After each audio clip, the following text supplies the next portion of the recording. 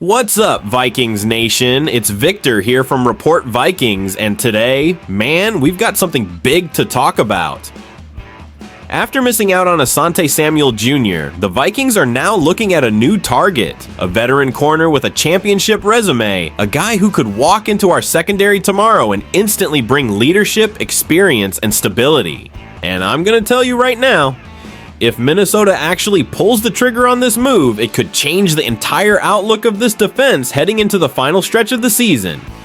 But hold up, before we dive into the details, make sure you smash that like button and subscribe to help us hit our goal of 4,000 subscribers. You guys have been insane with the support, and every single sub keeps this channel alive for the fan base. Alright, let's talk Vikings football. Checking out the NFC North standings, the Lions and the Bears with the same record, 6-3, but the Lions have that tiebreaker. The Lions are a -700 favorite to win the division. Packers, they're next at -340. Then we get into some of those plus odds with the Bears and the long shot being the Vikings at +490. And we're going to give out some mid-season grades for each and every team in the NFC North. And for that, let's bring in our very own So it's a B- for the Packers from JP and then a C+ from Mike. Okay, finally we have arrived at the Vikings. The JJ McCarthy situation, I don't know if I want to say worrisome, but kind of. By the way, he was limited in practice today with a bruised throwing hand. And JP, you're giving this team a C+. I am giving them a C+, and it just feels like nothing has gone right for the Vikings this season. It feels like they're still trying to figure out who they are, who they want to be. They have the high wins, which are the Detroit game, the first game of the season against the Bears. You can see it with J.J. McCarthy sometimes, but the other times it just feels like he's still playing too fast. It feels like he's still mechanically off. So you're wondering what happened during that offseason, during the time when he was rehabbing that knee injury they faced his rookie year, and you're just hoping for a little bit more from your quarterback as you started to progress during the season. But outside of that, I actually thought their defense started off the season a little rough. They went through a really rough stretch where they couldn't defend the run. I think they've played a little bit better in that area for the last couple of weeks, even though they lost to the Ravens. But I do think the defense has started to turn themselves around. It's really just about that offense, and can they get the quarterback going, and can they get their offensive line healthy? JP, I wish I had more professors that graded like you when I was in college. I might be a doctor right now instead of talking with you guys about football. But I'll say this about the Vikings. I gave them a D+. The vibe with Vikings fans that I know is closer to an F. They are not happy with the results this season. This was a team that was on the precipice of the 1 seed before the Week 18 loss to the Lions last year. They thought this was a Super Bowl team, and they thought J.J. McCarthy would be an upgrade over Sam Darnold. They thought Sam Darnold was a product of the system, all this stuff. Things could not have gone worse at the quarterback position. J.J. McCarthy, not only has he looked awful out there, worst completion percentage in the NFL, worst EPA per play in the NFL when he's played, he's been banged up too, and keeps getting banged up with his play style that's been very reckless, very unwilling to give up on plays. So he's taking a lot of hits there in that Vikings offense. So for all those reasons, things could not have gone much worse for the Vikings this year, given the expectations. It has to be one of the lowest grades in the NFL through 10 weeks. Careful what you wish for. Maybe Sam Darnold wasn't such a bad option after all in hindsight. Okay, time for a mid-season pick to win the NFC North. And Mike, I know you said you don't think it's the Bears because you think they could be NFC North champs maybe next year. But who are you going with this year? Give us your pick on who is going to win the division.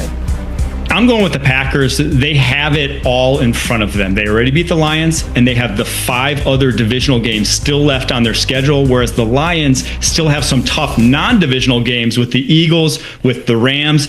And the thing about the Packers is they are still a sleeping giant. No team has really looked like they've for sure gotten the better of them this season, despite 3 losses and a tie. They've hung with the top of the NFC. They only allowed 23 total points in the Eagles and Lions game so far this year. That defense is built to shut down elite offenses around the NFL. So for all those reasons, I think they roll through the NFC North in those divisional games, get at least 4 wins of those 5, and that makes them champs.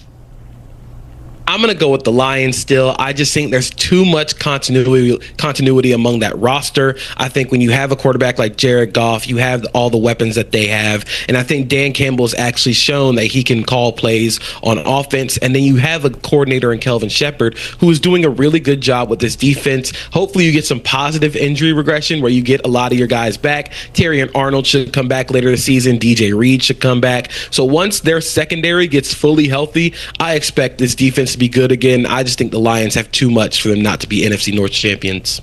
JP, Mike, we certainly appreciate it. Mid-season grades for the NFC North and also giving us their predictions on who was going to win. Mike going with the Packers, JP going with the Lions. Speaking of the NFC North, these are the games on tap in the division this week. Minnesota hosting the Bears in a crucial game in the NFC North, and the Packers in action against the Giants. And again, the Lions and the Eagles for Sunday Night Football. It's going to be, because it is going to be a challenge, being with a new person. They're learning your moves, you're learning theirs. Okay, so that's interesting because that was Justin Jefferson before the season on learning another new quarterback. So far, the results with him and J.J. McCarthy on the field together have been disappointing. Career lows in receiving yards per game and touchdowns for Jefferson through 9 games of a Vikings season. However, his average yards of separation from defenders is a career high, so he's getting open, right? So new on NFL Live, this from our Vikings reporter, Kevin Seifert.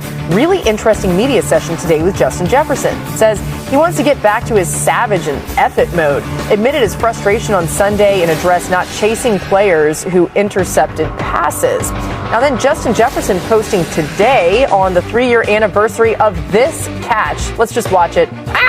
It's insane.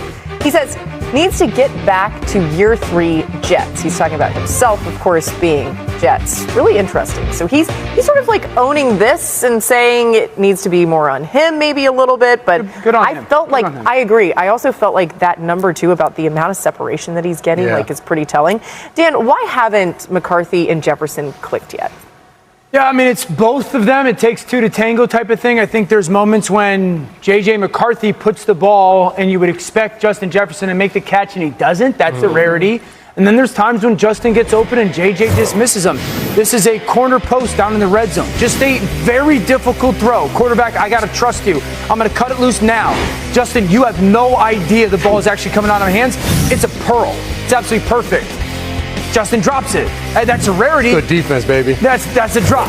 Okay, that now he's in the number 3 position. I run him on that widened sail and or corner route. Justin Jefferson's wide open. He does a great job of getting lost behind the defender. I missed that by 2 yards if I'm the quarterback. I can't have that. This is his vintage route, the shake route. He seams inside, gets vertical, and now JJ's, I got space.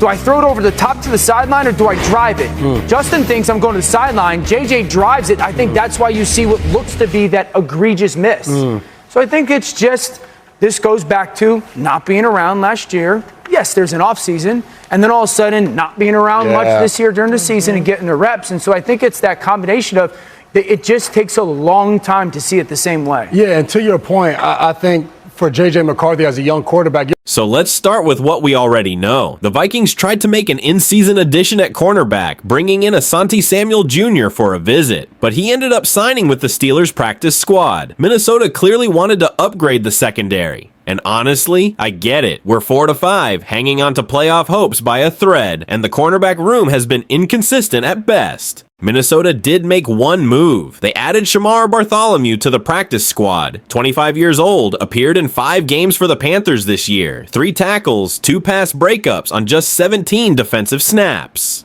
Good athlete, still developing, but he's not the this changes everything signing fans were hoping for.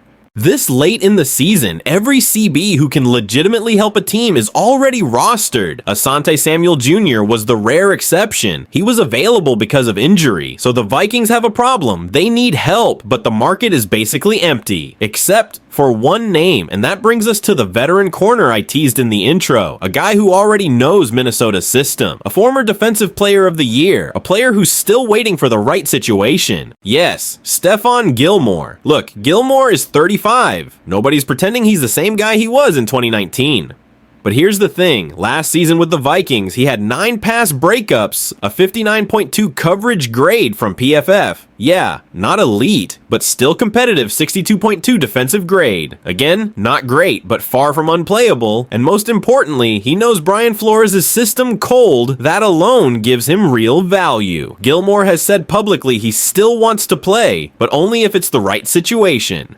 And honestly, a late season run with Minnesota could be exactly that. We need experience. We need someone who won't panic on 3rd and long. We need someone who isn't learning the defense on the fly. Is he a long-term solution? No. Is he still better than most of the corners currently on the market? Absolutely. We're 4-5. This season is still alive, but barely. And if Kwesi and Kevin O'Connell truly believe this roster can make a push, then adding a veteran presence like Gilmore might be the smartest possible move. He doesn't just stabilize the secondary, he raises the floor of the entire defense. But alright, Vikings Nation, I want to know what you think. Should the Vikings go all in and bring back Stefon Gilmore? Do you think he still has enough left to help this defense? And be honest, do you still believe Minnesota can fight back into the playoff race?